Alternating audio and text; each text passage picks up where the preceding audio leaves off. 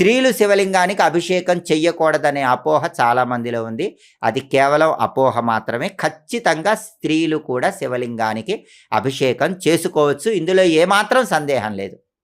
అయితే పురుషులైతే నమక చమకాలతో అభిషేకం చేయాలి. మనకి రుద్రం అంటారు. రుద్రం చదువుతూ అభిషేకం అనేది పురుషులు చేస్తారు. స్త్రీలైతే నమశివాయ మంత్రం చదువుకుంటూ శివలింగానికి అభిషేకం చేసుకోవచ్చు. ఇందులో ఎటువంటి దోషము లేదు. స్త్రీ పురుషులు ఎవరైనా సరే శివలింగం ఇంట్లో ఉంచుకోవచ్చు, దానికి అభిషేకం చేసుకోవచ్చు.